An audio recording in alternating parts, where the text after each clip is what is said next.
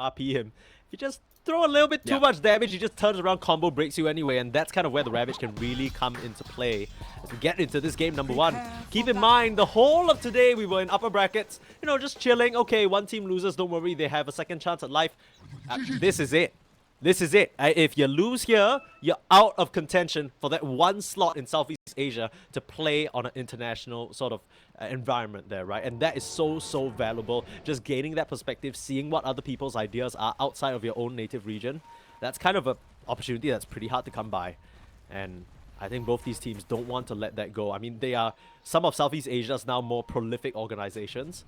And, you know, I think high expectations from the Bleed roster in terms of some of the new recruits they brought in, specifically Mikoto.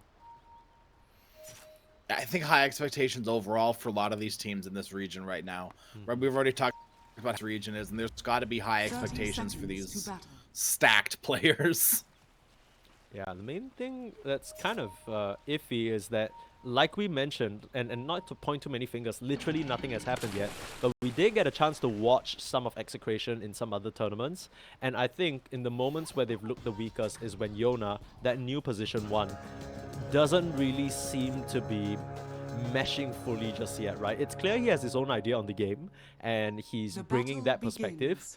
I'm just not sure whether it matches up to the baseline that you need to basically compete at this level. Now, the skills definitely there, right? He's an excellent player. We'll see what he does here on the Prophet, because it requires you to make all these micro decisions as to what skirmish you want to take part of, and all of that is going to be very important for efficiency. I mean, your positioning has got to be super careful in these fights, right? The second you get kidnapped, you're dead. Nature's Prophet has nothing to deal with the Magnus. You do have CML, hopefully, in range to maybe a 40 shield you out of there, but even then, Prophet isn't really a hero that likes to build Hurricane Pike to force himself out of the picture, so maybe we're going to rely on some of these supports to get a bit of work done. Already so much damage. The Econ Pike... Yona? He's just dead! I mean, walking up like that, CML shields himself, because that's just about all he can do at that point. And just the spells thrown out. So much damage from the Econ shot, my lord. I think people forget about how much damage Acorn shot does if it's bouncing towards you, right? That's like it's like level 4 casket when you're beside one hero. People forget about how good of a stun casket is, you know what I mean? Yeah, I mean, if you're talking about the Witch Doctor stun, I know that intimately well, because now that they've changed the increasing bouncing damage, literally you can farm any hard camp with a coconut stun. If you have 2 coconuts, you could even clear an ancient sack, which is kind of crazy.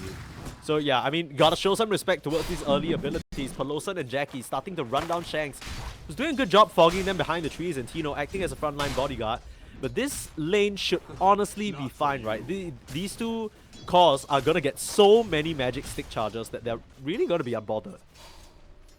Yeah, Shanks and Polosan are the only players that should be in danger in this top lane. Maybe if Jackie oversteps his bounds, he's in trouble too, but you know, if you're playing, let's say, normal Dota, then you should be fine on the Troll Warlord in this lane. Yeah, I mean, the Dota that he's playing right now looks really normal. Mid lane, meanwhile, it should be a bit of a, I wouldn't say snooze fest, but they're gonna do the thing where they trade farm, as these two heroes do. That's kind of what they're picked for the most part in the mid lane. They're not gonna necessarily crush any specific matchup. They either draw even or go hard, or like get an advantage, right? And right now it seems pretty even overall. Yeah, I mean, literally, like 11-3, 10-4. Like you can get more even than that, but not by much. They're literally same right now. Yeah, but neck and neck. I don't think I'm really expecting any kills, like you mentioned, unless Pelosan really steps out of line. They're doing a good job just kind of pulling that hard camp and messing around with the lane equilibrium. Okay, so what was the Tidehunter build now? Is he also a Veil builder, you reckon? Do you think it's good this game? He's a Vlad's builder. I've been seeing a lot of Vlad's blink pipe. Plus item Vlad's? Yep, first time like that order, Vlad's blink pipe. Okay, okay. I see, yeah. Pretty good this game, right? Yeah. Vlad's for your Nature's Prophet to get fighting along with your Dragon Knight, the blink to land the Ravage or fish someone out if they, you know, if they get Magnus pulled back. It's kind of a situation, the same thing that we saw in the Neon game, right? Where JG, eventually he doubled back for the Mars blink as well, because if you get pulled back by the Magnus, the fight, suddenly the core of the fight goes so far away from you that you can't afford to just slowly walk out. And that's where I think, like, we've already talked about how the Venge doesn't really work into the Magnus. It's the same thing with the Abaddon. If you bring a hero out of the fight, like, it's almost like CML needs to buy, like, a Blink Dagger almost on the Abaddon if he wants to be saving people from Masaros. Nah, it's almost like you need to stand literally cheek to cheek to whoever you think is gonna like pull back, so you can be right next to them, pop your ult, and turn around and shield them. Like, you need to be caught in the skewer as well. Yeah, like, that's true too. That would work. Like, ask Masaros to bring you along for the ride. Like, it's fine, bro. Thanks. Using his frail little lion body to block the camp right now. Jackie trying to come over and punish, but no additional disable means that Shank's gonna be able to walk free. He's gotta run away from that tornado. That still goes even after the creep is dead. Hello. How long does that tornado last? Like a good what feels like 10 seconds, 11 seconds. Yeah, that was a pretty long time. Wow. Okay. Yeah. Good spell, Smile. Yeah, you learn something new every day about Chen creeps. Dude, you walk up, you think it kind of looks pathetic, and then you're trying to off lane and try to go near the creep wave, and that thing's slowing you and doing damage over time. Actually insufferable. Oh, Shanks needs to watch out. He's killed off the Mud Golem, and that's gonna split into two. Throw a couple of stuns out. He's dropping low, and the last touch on Peloson. Get that kill. Now, Tino won't be under any threat, because even though he doesn't have a level in Kraken Shell, one just little bit of a ring of protection as well as his bracer should keep him healthy enough. But yeah, good kill for Bleed. Any kill that Bleed can get early on is a good kill at this point. Oh, bot side. It's a nice pushback. CML able to just dodge away from that. DJ really smart, making use of the Abaddon, trying to pull that big tomato man to bounce additional Acorn shots on him. There's a lot of damage on the Abaddon. Like, this Acorn shot is doing work this game so far. That's a strat, right? I think I wouldn't be surprised if DJ starts maxing that out, because that does quite a surprising amount of damage. Mid lane, 3 members have converged onto Mikoto. The focus is clear, and the supports can't make it there in time. Peloson doesn't have mana. And as we saw, seemed like DJ was a little bit busy. He's trying to come around to potentially get a punish, but they've already escaped. And Dragon Knight, he's out to safety. No one expects the ganking position one, but Yona makes it work. Yeah. I mean, we talked briefly about this already. The Prophet wants to get involved early and can get involved early without any real consequence. Still regen rune for CML to keep him going. Oh, Tino. Oh, Peloson kind of styling on him with body blocks a little bit, but the big fat Watermelon Man manages to eke his way around that Chen and will be able to salve up. Looked a bit scary for him for a moment there, for sure. Did. And Bob, because of that kill, well, not because of that kill, but, you know, it helps, is pulling ahead in this mid lane quite heavily. Yeah, Bob has been... 14 denies. Ooh. He's just being able to stand in the lane, and Mikoto can't actually do enough harass damage to force him back. Level 3 in the Dragon's Blood. This man is going nowhere. He's probably going to start pressuring out the tower, just like we saw from that other Dragon Knight as well. And similar to that other Dragon Knight, Bleed doesn't really have heroes that they can bring to deal with Bob. Not in the same way that Jabs could on that Night Stalker. Oh, sorry, JG. Yeah. My bad. Yes, yes. I mean, like...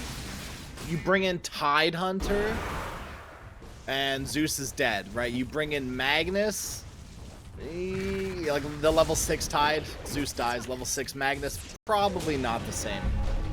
Step on to CML here, but that's kind of the power of the Abaddon, right? Your only real disable is that Bushwhack, and once that's done, they can just walk free. That's exactly what they're doing right now. Meanwhile, Troll up in that top side, tag teaming up with Shanks as well as Tino. That's the first Ravage committed, and Yona finds another. He's done great to rotate well as Makoto taking so much damage from that Wrath of Nature. That pops the ultimate, finishes off CML, at least gets that one. DJ and Peloson, they're still sticking around a little bit, trying to threaten up onto Bob, but this guy's just way too tanky. Yeah. And since I don't want to be very bad news, but they killed Troll Warlord without the Ravage. Oh!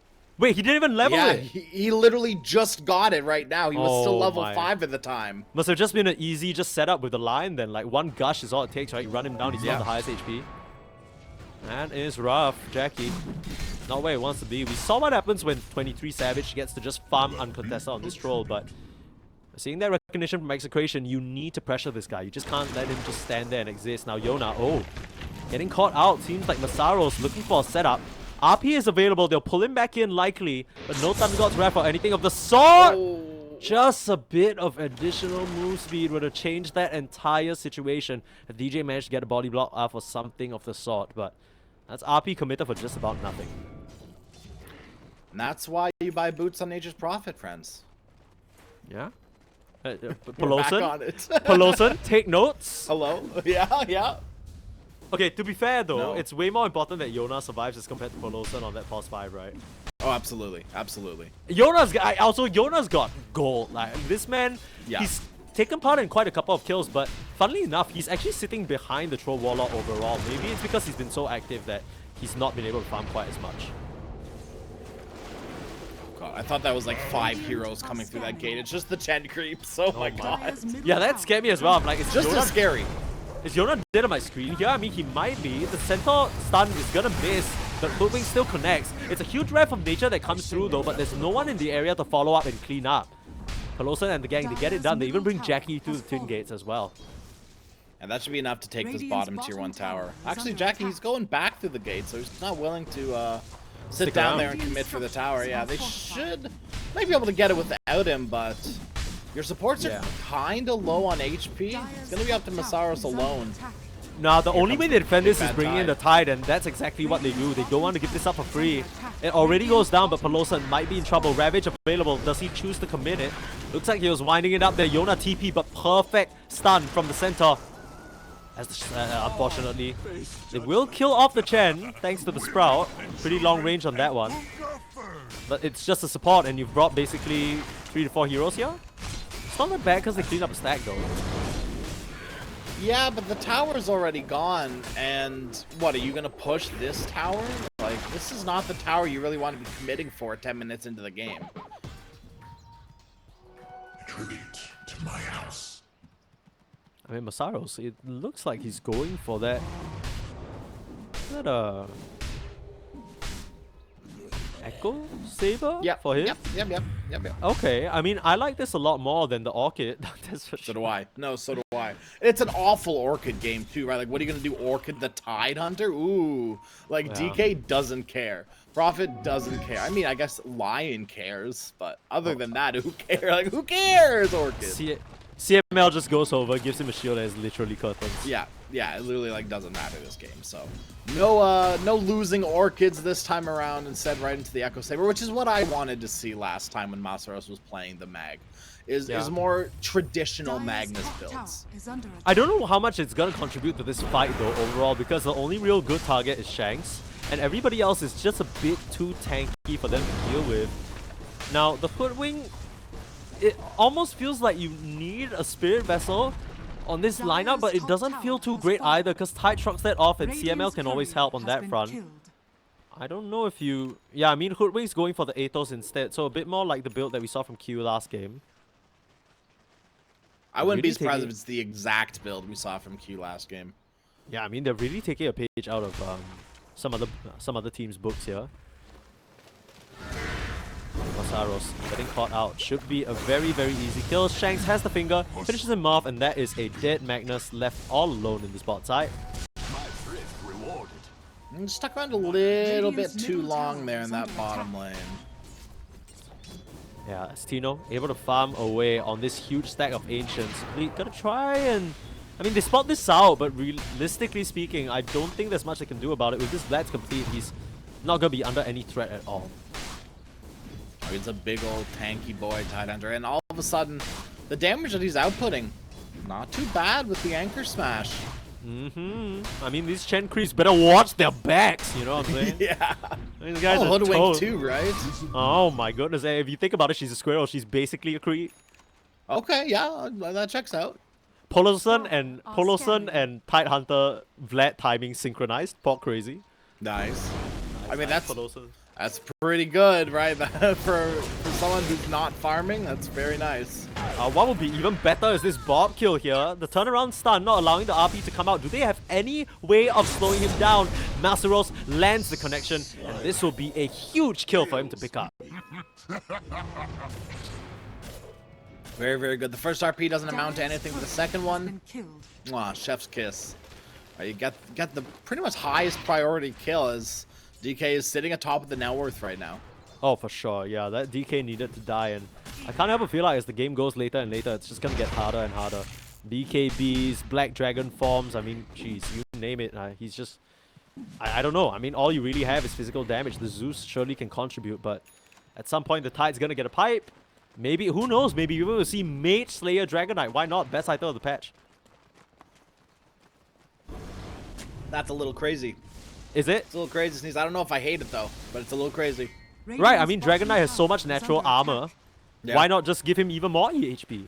It's 40% spell, reduction. I mean, if Bob hits Mikoto even once, this man is not so much lightning, but maybe just a little static.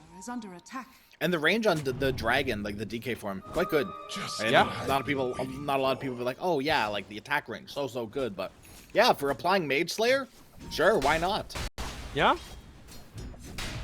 And Jackie, still, I won't say keeping up in farm, but he has hit the Battle Fury, so his net worth is just going to start exponentially growing now. All he needs is a bit of tender loving care, right? Just some time to unbotheredly farm this side of the jungle, stay safe, not get caught out by Tino or Bob, but looks like they're angling towards top side.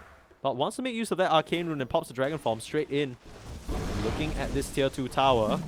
CML joining the rest of the gang as well. This is going to be a scary push if they choose to commit, but just chilling for now. I think Execration, they're looking to use their Ravage again. Or, I guess for the first time. I don't think there's been a Ravage yet, actually. Yeah, especially with Shanks and Shanks' Blink Dagger as well as Bob's Blink Dagger coming online at the same time. You can bet your bottom dollar they'll be looking for some action in the smoke. Right now, it's DJ setting up. Nice bushwhack onto Shanks. And oh, the Hurricane pullback as well. Sharpshooter to the back of the head. Beautifully done by the bleed supports to find that little pick off. This Dire Ward out of the tier 2 tower is one of my favorite wards in the game. It actually does so much for you. Yeah. I mean, that basically informed them of the entire sort of pick off there, right? Like, you saw the Lions sticking around, and yeah, they're just going to deward it. So very heads up play there from the Execration side. They're used to these shenanigans. Masaros, he's not willing to make that same mistake again. Don't want to stick around too long in this bottom lane when your team's leaving. Now, Phylactery is done for the Zeus. I'm interested to see what else his item build has in store for us here. I mean, you could just go back very traditional. Kaya Sanch as, oh, you might just be getting dead. No! But Saros, that is not what you wanted. You will get the turnaround to Shanks. The last touch is there, but Jackie, he's fighting away onto Bob. This poor Dragonite is falling low as DJ's coming in to try and deal with him. There is the Ravage, though. Tino has showed up to party, and he's ready to get a couple of kills. Jackie being locked up by the tree line, but that's what the Battle Fury is for. Cuts straight through it and makes his great escape. 11 more seconds until the blink. Bob, he's on the hunt. And Jackie will be able to weasel his way out of there. Could have been disastrous if they lost the Troll Warlord. It was so close to killing Bob as well. But as the dust settles, they'll just trade 1 for 1. Now, if only that RP connected. It was like half a second so good. Shanks! Half a second too late. Masaros once again caught on the wrong side of the map. And he is going to go down. It has not been a good game for this Magnus. And it's not even that he's really playing bad.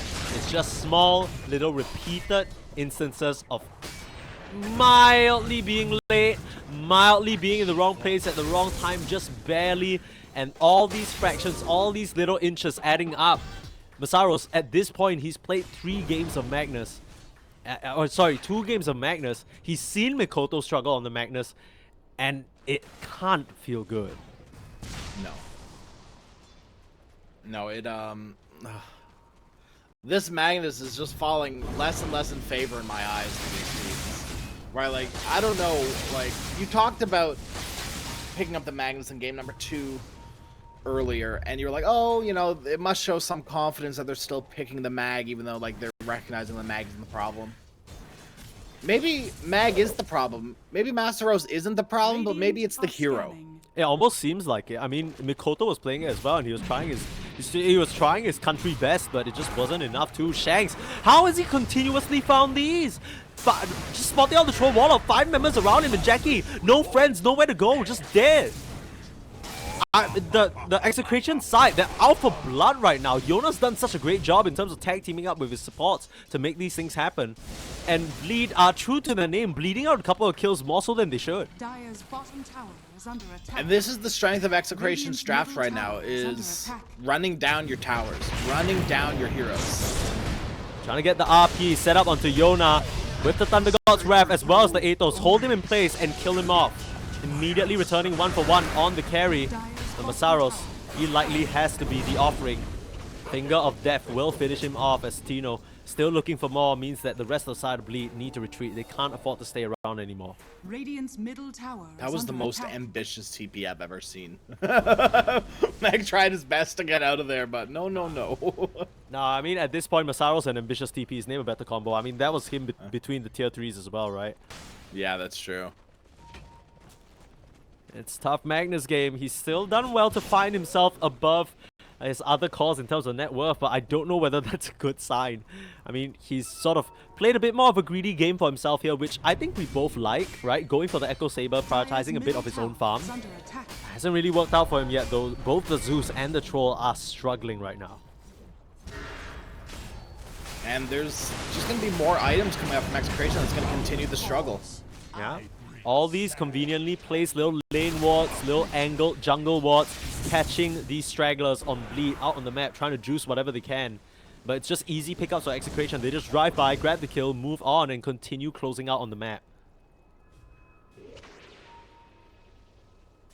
If you're Bleed, I don't know what you do to try to get back into this, because right now you're being run at with Ravage, and that's a very scary ability to fight into. And maybe I was wrong. Maybe Tidehunter was the best pick they could have gone for here. I mean, it's looking phenomenal for them now, right? Tino has just become this monster, just like you want from your Tidehunter in an ideal situation, that they just can't work through. Once again, we're seeing a situation where the Magnus in the offlane has too many things that he needs to be worried about. It was vision in one game, positioning in the other, and this game, it's just the fact that he doesn't have a good target. He can't, like, as soon as he throws himself in the mix, he just dies. And you've got to deal with these, not just abilities, but now the items coming out from Execration as well, right? Blink Dagger from Bob and Shanks. We've already seen people blink out of the RP1s. It's probably going to happen again. You've got to deal with the shield from CML, and now the Gleipnir from Nature's Prophet too. There's a lot to deal with in this Magnus. There's a lot of pressure on your shoulders. I mean, not even just that, right? If you're looking at your other allies for some sort of support, the only winning combination that you've had so far is setting up with an RP into a full combo from DJ. But now that's going to be nullified as long as Tino's in the picture. Full pipe completer is just going to cut that magic damage down. And if the Zeus wasn't doing much already, it's going to get even worse now. Yeah. And that's a good point, right? Makoto, I feel like, once again, hasn't really shown up this game. It's a little bit tough for sure on this Zeus. I mean, the Dragon Knight is just such a good laning counterpart into him and renders him, even though he's gone even, I think that kill in the mid lane really turned things around with Yona TP in.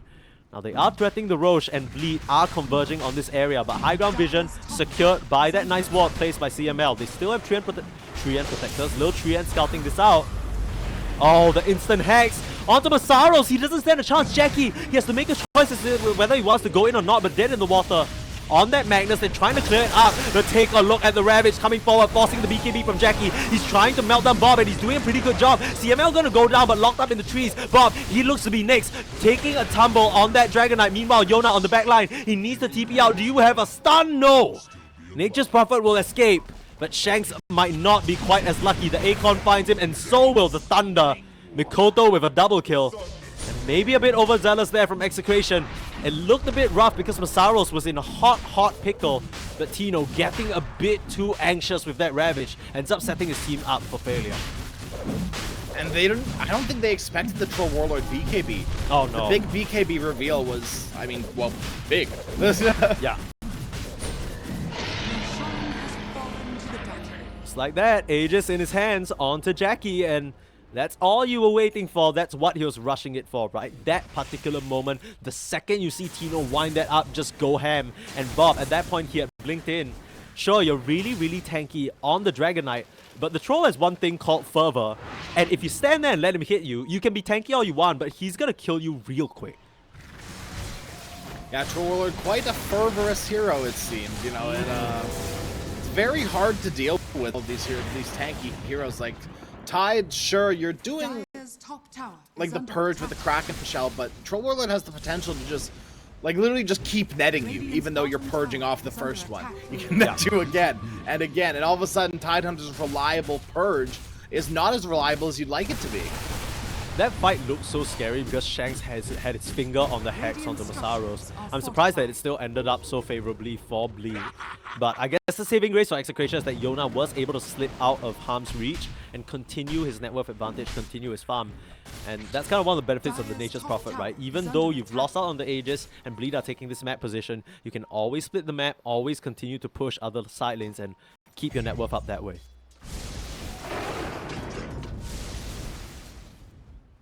Nature's Prophet. He's got a lot of work to do this game, right? We already talked about how heavy the shoulders are of Masaros this game, but I feel like the same can be said for Yona. You're your team's main damage dealer. And on a Prophet, that's going to be...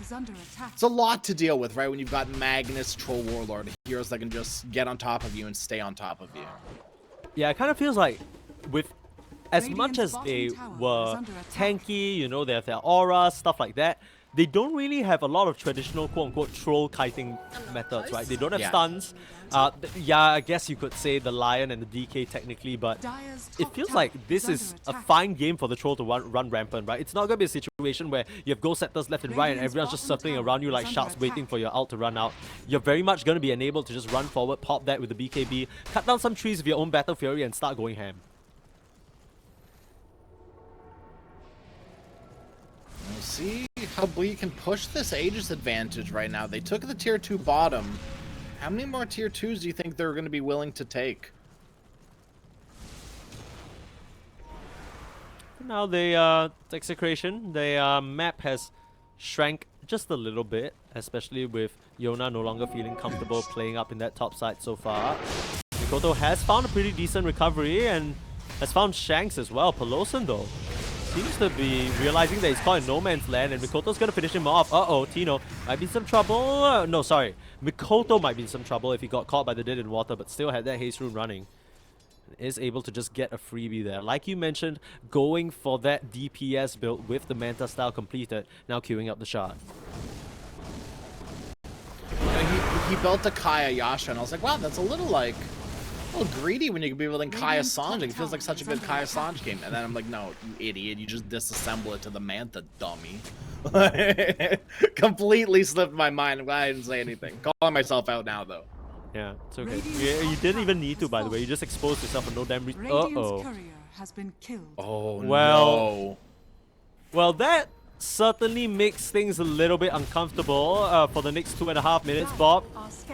Black Dragon form will not be a part of the equation, as Bleed might take this as an opportunity to continue the pressure on to this tier 2. I'm not very sure whether Execration are comfortable with fighting, but, you know, on the flip side, Tino is still kind of a ginormous meat shield. Yeah, especially with a shield rune. Like, how do you deal with Tidehunter? Like, yeah, that's so much HP to deal with. Trying to figure out what exactly the move here is for Bleed, because I kind of understand their hesitance, right? It's not necessarily comfortable to run into this lineup at their own towers. It kind of feels like you're setting up for a perfect Tino Ravage there. Yeah. So yeah, I guess this Aegis is just going to peter out and nothing much else to be found. Both teams just back out and farm here. Which I think you're kind of okay with, right? The first Aegis, there's not too much pressure to get as many things, like that many things done. Sure, ideally you're cleaning up the tier 2 towers. Yeah. But like, even in a perfect scenario, you're probably happy just getting one. Set up there onto Shanks. He's able to just Glimmer Cape, and that blocks most of the sharpshooter damage. Just maintaining vision of that triangle, which I feel like is so important, because once you get that penetrated, it's very hard to hold the area around your tier 2s. Might just fall prey to a Masaros skewer back into the high ground that you can't deal with. But Bleed still gearing up here. That's kind of the problem, right? Execration. It feels like they have 3 targets that you don't want to skewer. Like, if you do it, you're gonna die. And Masaros, it kind of narrows his window as to the plays that he can make here. We do have BKB on the Magnus now too, though, so maybe you're like, okay, we can kill Ty. I don't know. I still don't think you kill Tyner. You've got to pop too many BKBs at that point. Yeah, he even has an Ogre Seal Totem to kind of fish himself out of trouble if he has any issues. Yeah. So, I mean, we haven't even talked about some of the defensive items like the Glimmer Cape coming out from Shanks and CML. And Dire's CML bottom in tower its is entirety, under right? So, Dire's we'll have to see. structures are fortified. like you mentioned though, I doubt that Bleed are too sad about this. It's only a 2k gold lead, which Radiant's isn't top super tower significant is at this under stage of the attack. game. But they are gearing up and ready for the push. They will pop the Thundergod's Wrath just to spot out where Execration are coming from here. Jumping forward, just clearing up the creeps, and Tino will be able to clear those up for free. Dire's middle tower Bleed can is still take a under fight attack. here, right? If Execration overstep their bounds, Bleed can just jump them very easily. Like this neutral item choice from Mikoto, the Nemesis Curse, just to amplify all his damage. Radiant are scanning. Posturing from Bleed. They recognize that they can take an advantageous fight here. Here comes Masaros, easy kill onto Shanks, popping that BKB, and now CML is in trouble as well. Doesn't really seem like he stands a chance, and will force to pop the ult, but he's just gonna get infinitely rooted, all his mana burnt, and Jackie will make quick work of him. It's Pelosa to get that last. It's somehow with his Chen. Dude, I saw that auto attack fly out, that was hilarious, but now on to the tier 2s. This is what they wanted, even with the Aegis, but with this opening with the 2 supports being down, it should be pretty free. Yeah, you still got RP on the side of Bleed. You're not willing to take a fight if you're Execration. Dude, I love this. Take a look at what Pelosan's going for. A completely forgotten item, it feels like, in this meta. The Crimson Guard. It's so good this game against the Prophet as well as the Dragon Knight. Crimson who? Sorry, I don't know who that is. I've never heard of that item before midnight. No. Yeah. It's gonna, might just protect his creeps, but probably not so much him as he gets kind of left behind. A little bit of a straggler there. Bob will just mop him up out of their triangle. Black Dragon's online. Bob is officially online. True. Like Manta style Aghanim Scepter. This DK hurts. Yeah, but arguably so is Mikoto. Lightning Hands picked Yep. up, Phylactery, Nemesis Curse, Yasha Kaya as well. Funny, yeah, you mentioned disassemble and go for Kaya Sanj, but he goes back into the Yasha Kaya anyway. Radiant are So scanning. he's full on the enough. move speed and the damage, which I respect. Full on glass cannon mode. Yeah. You've gone green, I see. So Yona I was think able DJ to. dying there is actually like kind of okay. Yeah, I mean at this point the support pickoffs, it's like you've already sort of bled one, bled the other. It's just a matter of what Execration can get, and if they immediately waltz into Roche, that's a different story. But they seem more worried about trying to get another pickoff around this area. So we'll allow some time for Hoodwink to come back. But yeah, that second Roche is what we need to keep an eye out for, because Execration, they can do it to a pretty decent degree with the minus armor from the Tide, but you don't want to set up another killer teamfight for Bleed again. Yeah, the amount of like AoE abilities they have on the side of Bleed to route you out of the Roche pit. Right, you got the Hoodwink stuns. Obviously, Magnus RP is king. The vision from Dire's Zeus. bottom Chen tower creeps is giving under you vision attack. in this small little clumped up area. And then on the other hand, for Execration, all they really have is the Nature's Prophet treants to give you vision. It's not going to stop them from just waltzing in again and trying to contest this though. The entire side of Bleed, they are inching forward. Mikoto has the Thunder God's Wrath to spot them out if he chooses to use it. The scan available for them. Haven't popped it just yet here. They need to be careful, but they now have the Dragon Knight Illusion scouting the perimeter. I don't think this is something they can actually come into. It's a bit too late. Finishing off the Roche. It's going to be Yona with the Aegis. And was it Cheese on the DK? Didn't really catch it. Roshan banner. Ah, Roshan banner held up by Yona as well. Okay. No more Dire cheese for scanning. Roshan bottom, you silly. Banner And then is kind of... Valve also did the little swapsy with the Ags refresher just to really confuse us. I don't do. Still unconvinced about Roche banner. I think we both agree on that front, right? Yeah, It's yeah. a little bit.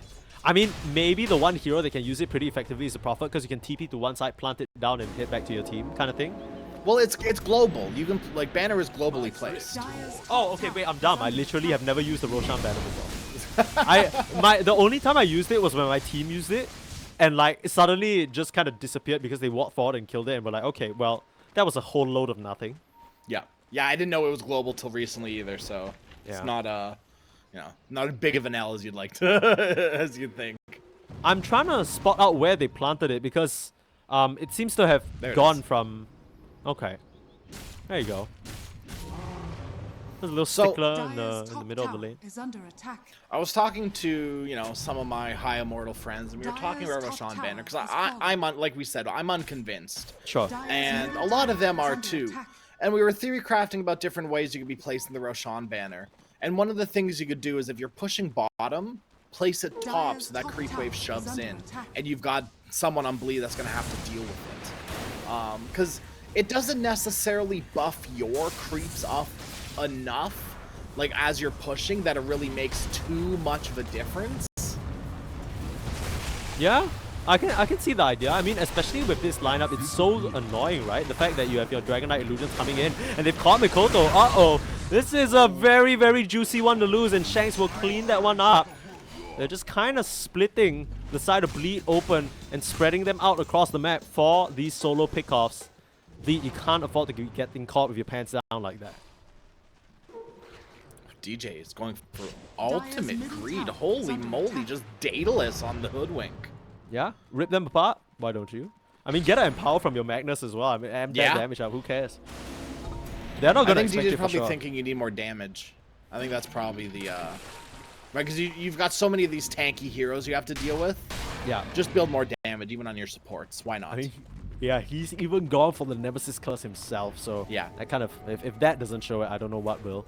Tino manages to stroll up here, steal away the wisdom, and even with this Aegis, they've got a couple of nice pickoffs, and they'll finally start looking towards the tier 2. We didn't mention this a bit earlier, but Axe complete for Tino is just such an annoying thing for Bleed to deal with. Dire's bottom tower. Now, have you heard about my new Tidehunter strategy? Let's hear it. Shiva's Bloodstone Ags. Oh my god. Not in that order, just in general. Shut up, man. Have you seen the range of a Bloodstone Ravage? It's legitimately your entire screen. Okay, and then I press BKB, now what? Okay, well, that's fair. But it also increases the AoE of Gush as well. Okay. Is it good? Probably not. Is it fun in your pubs? Absolutely. Okay, well, I mean, we know Tino isn't gonna do that. No. Well, we don't know. Probably, most likely, almost certainly not. We hope Tino doesn't do that. Yeah. This game, We very, can't tell very, for sure. Yeah, very even this game. 36 minutes in, and it still feels like it's open for consideration in terms of who's going to win this, but as the game goes later and later, some of the initial damage problems that Execration are having are being solved by the fact that their Dragon Knight is scaling as well, right? It started with that Aghanim, and now he's sort of pivoting more into some pseudo carry items as well, with the Blood Thorn and the Mage Slayer, and you know, he's only going to get up more from here. Fight's breaking out though. They have the touch from the DJ who's able to get himself out of there. The Ravage, it's onto two BKB heroes who are just punching away on your Dragon Knight. Bomb doesn't stand a chance, and now Tino's getting shredded as well. Who is dead in the water? It looks like it's gonna be you. Tino desperately trying to get away and gets away on a sliver of HP, but Yona not quite as lucky. Your Aegis ain't gonna do anything for you now. Surrounded by the whole team of Bleed, it started with what looked like an initiation onto DJ, but he's able to shift his way out of there, turn around with the damage, and surprise them. Execration get caught with their pants down. And that was a great Ravage from Masteros as well. Catch 3 heroes in that, oh, it was so good. Troll Warlord was right there too with the Battle Fury and the Empower, able to just wail in so much damage. And this is something that I was about to bring up before the fight broke out, is both of these two teams, whoever wins a fight, can just take high ground. You might need to hold that thought. Tino's looking dead on my screen right now. In comes the Axis, and in comes the Magnus, finishing him off. We were waiting for Masaros to land a killer this entire game, and he absolutely delivers there. I mean, not to mention the Troll also holding on to that neutral item, the Vindicator's Axe. If the hero is stunned, or silenced, or if you're disabled on any front, you're just doing more damage, and you throw on a little bit of a, I don't know, a Blood Thorn onto him, he's just ripping you to shreds even more. Shanks, thinking forward. Is this where you want to be? Masaros too, hitting this poor guy down. And Shanks doesn't stand a chance. He has a buyback, but even if you come back into this fight right now, you don't have your Ravage. It's not an easy thing to deal with, as Jackie Desperately trying to control his hero with the battle trance, but that's he's kind of working against you a little bit here. Still he will was deciding whether he wanted to go more or not. I mean, the decision's very clear here. Masaro's blinking in again, forcing the buyback out. Is that enough for Bleed to feel like they should retreat? Bob looking for more, but all he's going to find is illusions. An excellent turn of events, and now 2K turned into 13 just off of that amazing team fight. Execration, they've got a lot of work to do now all of a sudden, and they have to wait a little bit. They've got to wait for their next Elder Dragon form. They have to wait for their next Ravage. I'll be honest, I'm quite surprised by how fast Bob is getting disintegrated in these fights, but I guess that's what happens when you have DJ and the Zeus both going Nemesis Curse, amplifying their damage, and like 3 heroes auto-attacking you, including the Troll, who's just so strong right now. My thrift rewarded. And we're seeing Yona, like, you have these bodyguards in the form of DK and Tidehunter, but if Yona's just left alone to the very, like, Yona's not outputting enough damage right now to not just be left alone. Sure, you might be able to get 1 or 2 of our supports, but, you know, Makoto's not going to be in the area to be jumped on by the Nature's Prophet, or shouldn't be at least. So, and like, you're not going to kill Jackie either, so you have to deal with these supports. yeah, but Yona, he's going for a very interesting item here, the Revenant's Brooch. Maybe trying to catch them off guard with that burst of magic damage, essentially turning... It's a toggleable ability, right? Essentially kind of makes all your attacks magic damage, which could catch the Troll off guard a little bit here, but pulled back. They found the Tidehunter. They don't care if you have Ravage. Shut up! Silenced and killed! Bob, he's swooping around on the high ground, but they've already found CML. The Hex onto the Troll for now. Yona's TPing into the fight to try and put up something of a resistance. The Tidehunter even buys back as well. You need to find a Killer Ravage. You need to make something happen.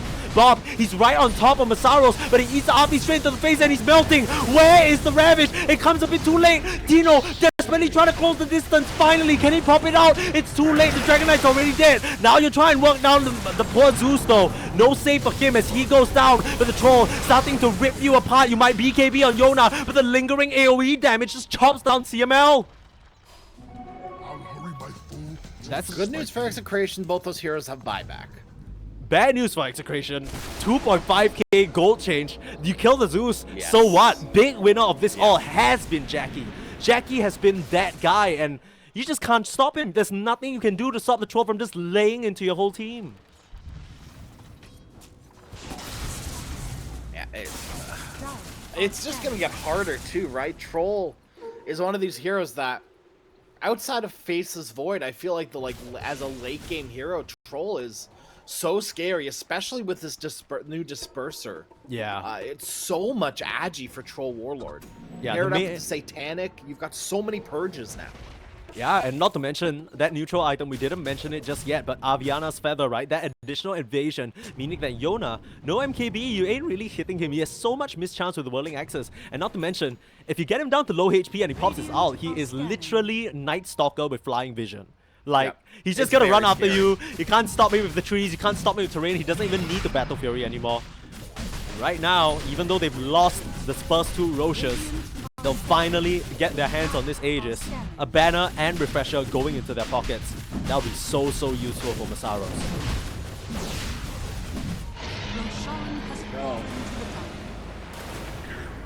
It'll be the last fight of the game here. Still trying to gather around this area. The BKB pullback. He's found Bob, the poor Dragon Knight. He needs help and he needs it now. Broken up though. Falling a little bit low, but still quite a decent amount of HP thanks to CML. Jackie needs to watch himself dropping low on that Troll Warlord, but still has all the dispels in the world. Will get stunned up and controlled. Where's the rest of his health? He loses the first life and the RP is there as well. Refresh, second RP, but the Troll isn't back into the mix just yet. Finally, Jackie, he's gonna get a free delivery of Execration heroes. He is feeling hungry. Mikoto versus Yona 1v1, and the Zeus will barely lose, but Jackie cleans up shop.